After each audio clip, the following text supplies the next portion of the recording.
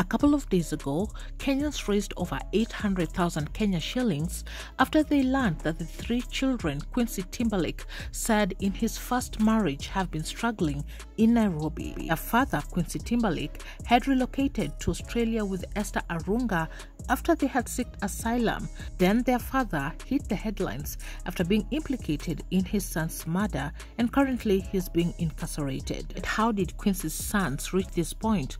Their mother, Rose Moini, died last year after depression and other health complications. As a matter of fact, the eldest son was selling chips. This is what caught netizens' attention and to sympathize, as this young man, the firstborn, was struggling to feed and also take care of his siblings. And with this story hitting social media, Esther Arunga's name has also come up again, as many question, where is she now? Once celebrated media personality, very intelligent, smart, a lawyer by profession, all that went down the drain the moment she met her husband, Quincy Timberlake. Let's get into it.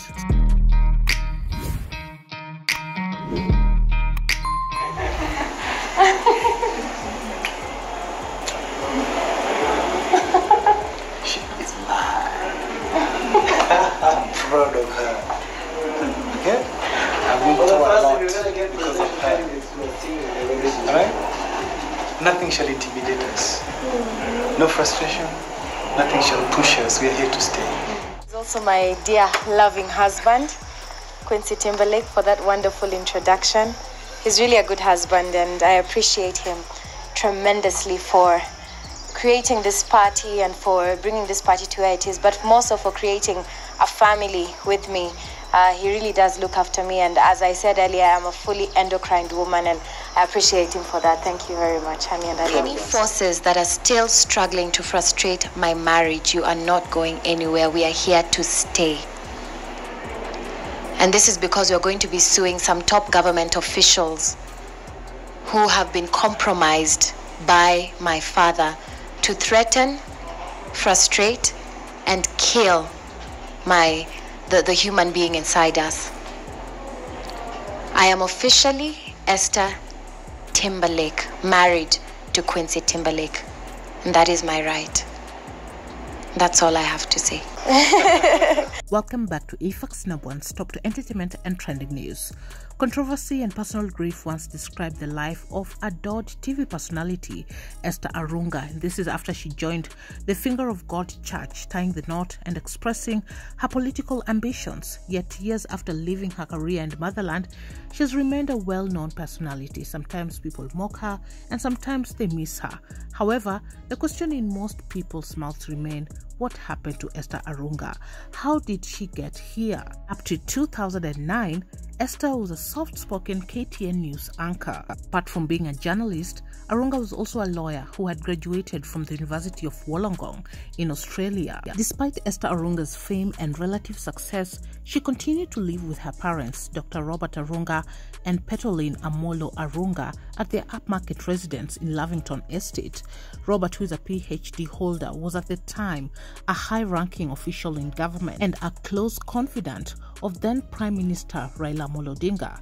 Esther's only known social activity was membership of the Finger of God, a church frequented by several Kenyan celebrities, even though she had been raised in the conservative SDA church. It was at the Finger of God that she met Quincy Timberlake. This is where many have termed the fall of Esther Arunga. Quincy Timberlake is a man that many termed a walking red flag. He was born Quincy Wambita in Kisumu. He later then acquired the name Timberlake and Zuma to become Quincy Zuma Timberlake. Quincy Timberlake raised a lot of eyebrows. He confidently told journalists at that time that he had made a deal to be interviewed by celebrated CNN journalist Larry King in Nairobi. He also spoke about a planned worship rally which celebrated American preacher Ben Hinn. There were a lot of things that were happening in this Finger of God church. Many termed it as a cult. It was in the course of this drama that Joseph Hellon, an acclaimed musician in Kenya, Esther Arunga, and Quincy Timberlake were arrested and charged for belonging to a cult. At some point, Esther's parents sought to ground her at their home, but she managed to sneak out in the middle of the night. The first thing she did after fleeing her parents' home was to exchange vows with Quincy in unclear circumstances, since her groom was still in police custody. The next morning, she disowned her parents and announced that she had sued them for 300 million Kenya shillings for holding her against her will.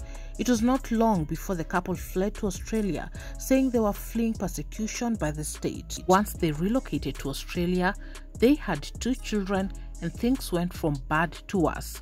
Timberlake was convinced that their eldest son, Sinclair, was possessed by demons and would occasionally fight their little boy, believing that he was fighting the demons. A witness who had been a friend of the couple told Australian authorities that at one point Sinclair had straight cut lines on his forehead, which police believe were knife cuts inflicted by Quincy as he sought to squeeze out demons. Another witness, Gertrude Marutawana, said she had seen scars on Sinclair's back during a visit to the Timberlakes. She had actually testified that Esther Arunga had told her that she and her husband had been accused of engaging in witchcraft in Kenya and that their son had been beaten as punishment. And then, June 18, 2014, Quincy subjected Sinclair to another round of demon-chasing ritual as his wife Esther Arunga watched. This time, he believed the demons were lodged in the stomach, which he punched hard, and when he did not get the expected result, he started knocking the child against the wall. Sinclair did not survive the night. Sinclair passed away while paramedics attempted to save his life. Later, Esther and her husband Quincy Timberlake were questioned by the Australian police regarding their son's death. The couple said that the boy fell while playing with his sibling. They gave him painkillers and tucked him in bed as they thought the fall wasn't severe. Unfortunately, the boy's condition worsened, prompting the couple to call paramedics. Unfortunately, he died while being attended to. Esther was taken in for questioning to determine whether the death was accidental or due to negligence. After a series of investigations, her husband was arrested and charged with the murder of their son, but he pleaded not guilty. Later, Esther was charged as an accessory to murder. She was released on bail and offered new evidence to the court. She stated that Quincy had used a healing technique on the boy and repeatedly pressed his stomach. He had also thrown him against the wall. Esther Arunga was sentenced to 10 months in prison but immediately released on parole. Shortly after being released, she changed her name from Esther Arunga to Cresslaret Providence Timberlake. That is the new name that she goes by right now. As many Kenyans continue to wonder, will she ever come back, grace our screen? From the look of things, change of name, it seems like that is a life and a past that she does not look forward getting back to. One thing that is very clear is that the story of Esther Arunga is one that is very sad. Questions still linger. Was it a case of 2 mentally disturbed individuals falling in twisted love? There's a story of a manipulative spouse taking advantage of the other, and if so, which spouse manipulated the other? Some have blamed witchcraft. They strongly believe that Esther Arunga was not in the right state of mind. She was manipulated, and beyond that, this man did something to her that completely twisted her mind, because she was somebody who was very bright, very focused, knew what she wanted. At a young age, she was already winning awards until she met her husband, Quincy Timberlake. Sadly, even after the arrest of her husband, she still held hope and believed that something was not right somewhere. What happened to the son was not of the doing of Quincy Timberlake.